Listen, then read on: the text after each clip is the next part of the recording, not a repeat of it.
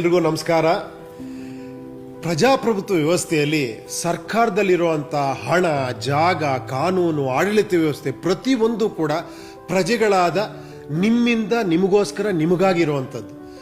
ಈ ಎಲ್ಲ ಸ್ವತ್ತುಗಳ ಬಗ್ಗೆ ನಿಮ್ಮ ಅರಿವಿಗೆ ಬರದಂತೆ, ನಿಮ್ಮ ಅಭಿಪ್ರಾಯ, ನಿಮ್ಮ ತೀರ್ಪಿಲ್ದಿರೋ ಥರ ಬೇರೆ ಯಾರು ಯಾವುದೇ ನಿರ್ಧಾರ ತಗೊಂಡು ಕೂಡ್ದು.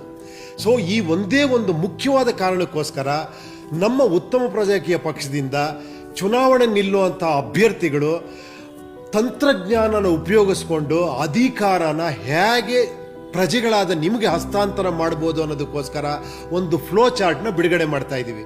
ಆ ಫ್ಲೋ ಚಾರ್ಟ್ ಹೇಗಿರುತ್ತೆ ಅಂದ್ರೆ, ಈ ಚಾರ್ಟ್ ಏನಂದ್ರೆ ಇದು ಪ್ರಜಾಪ್ರತಿನಿಧಿಯ ಕಾರ್ಯವೈಖರಿಯ ವಿಧಾನ. ಅಂದ್ರೆ ಈ ಕಾರ್ಪೊರೇಟ್ ಕಂಪನಿಗಳಲ್ಲಿ SOP ಅಂತಾರೆ, ಸ್ಟ್ಯಾಂಡರ್ಡ್ ಆಪರೇಟಿಂಗ್ ಪ್ರೊಸೀಜರ್. ಅಂದ್ರೆ ನಮ್ಮ ಉತ್ತಮ ಪ್ರಜಾಕೀಯ ಪಕ್ಷದಿಂದ ಯಾರೇ ಒಬ್ರು ಬಂದಿಲ್ಲಿ ಎಲೆಕ್ಷನ್ಗೆ, ಚುನಾವಣೆಗೆ ನಿಲ್ಲಬೇಕು ಅನ್ನೋರು ಈ ಕಾರ್ಯವಿಧಾನನ ಅನುಸರಿಸಲೇಬೇಕಾಗತ್ತೆ. ಅದರಲ್ಲಿ ಬಹಳ ಮುಖ್ಯವಾದ ಏನು ಅಂದ್ರೆ, ನೋಡಿ ಮೇಲ್ಗಡೆ ಹಾಕಿದೀವಲ್ಲ, ಪೋಲಿಂಗ್ ಮೂಲಕ ಜನರ ತೀರ್ಪು ಪಡೆಯದೆ ಜನಪ್ರತಿನಿಧಿಯು ಯಾವುದೇ ನಿರ್ಧಾರವನ್ನು ತೆಗೆದುಕೊಳ್ಳುವಂತಿಲ್ಲ. ಜನರ ಪೋಲಿಂಗ್ ಇಲ್ಲದೆ ಮತ್ತು ಪೋಲಿಂಗ್ ತೀರ್ಪಿಗೆ ಬದಲಾಗಿ ತೆಗೆದುಕೊಳ್ಳುವ ಯಾವುದೇ ನಿರ್ಧಾರವನ್ನು ಸೂಕ್ತವಾದ ದಾಖಲೆಗಳೊಂದಿಗೆ ಸಮರ್ಥಿಸಿಕೊಳ್ಳಬೇಕಾಗುತ್ತದೆ. ಸೊ ಇದು ಬಹಳ ಮುಖ್ಯ.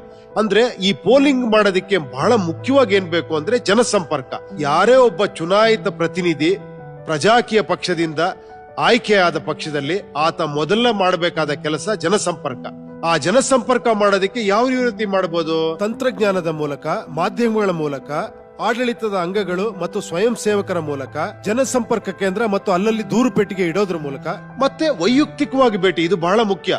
ಗ್ರಾಮ ಸಭಾ, ವಾರ್ಡ್ ಸಭಾ, ಅಂದ್ರೆ ಹಳ್ಳಿಗೆ ಅಥವಾ ಸಿಟಿಲಿದ್ರೆ ವಾರ್ಡ್ಗೆ ಹೋಗಿ ಜನರನ್ನ ಭೇಟಿ ಮಾಡಿ ಅವರ ಕುಂದುಕೊರತೆಗಳೇನು, ಅವರ ಬೇಡಿಕೆಗಳೇನು, ಅವರ ಅಗತ್ಯತೆಗಳೇನು ಅನ್ನೋದನ್ನ ತುರ್ತು, ಮಧ್ಯಮ ಮತ್ತು ಕಡಿಮೆ ಆದ್ಯತೆಗಳೊಂದಿಗೆ ಜನರಿಂದಲೇ ಅದನ್ನ ಪಡ್ಕೊಬೇಕು. ಅಂದ್ರೆ ಅದೇನಂದ್ರೆ ಯೋಜನೆ ABCD ಅಂತ ಈ ತರ ಯೋಜನೆಗಳ ಪಟ್ಟಿನ ರೆಡಿ ಮಾಡ್ಕೊಂಡು ಇದನ್ನ ಜನರ ಮುಂದೆ ಮತ್ತೆ ಪೋಲಿಂಗ್ಗೋಸ್ಕರ ಇಡಬೇಕಾಗತ್ತೆ. ಈಗ ಜನರ ಮುಂದಿಟ್ಟಿರೋ 5-6 ಯೋಜನೆಯಲ್ಲಿ ಜನ ಯಾವುದೋ ಒಂದು ಯೋಜನೆ, ಫಾರ್ ಎಕ್ಸಾಂಪಲ್ B ಯೋಜನೆ ನಮಗ್ ಬಡ್ಜೆಟ್ ಪ್ಲಸ್ ಬೇಗ ಆಗತ್ತೆ ಅನ್ನೋ ಒಂದು ಯಾವುದೋ ಒಂದು ಕಾರಣದಿಂದ ಹೆಚ್ಚಿನ ಜನ ಅದಕ್ಕೆ ಮತ ಹಾಕಿದ್ರೆ ಆ ಯೋಜನೆಯನ್ನ ಮತ್ತೆ ಈಗ ನಡೀತಿರುವಂತ ಪ್ರಸ್ತುತ ಯೋಜನೆಯನ್ನ ಜನಪ್ರತಿನಿಧಿ ಸಂಪೂರ್ಣ ಪಾರದರ್ಶಕತೆಯಿಂದ ಕಾರ್ಯ ನಿರ್ವಹಿಸಬೇಕು ಮತ್ತು ಜನರಿಗೆ ಅಂತಿಮ ವರದಿಯನ್ನು ಪ್ರಸ್ತುತಪಡಿಸಲು ದೃಶ್ಯ ದಾಖಲೆಗಳನ್ನು ಸಿದ್ಧಪಡಿಸಿಕೊಳ್ಳಬೇಕು.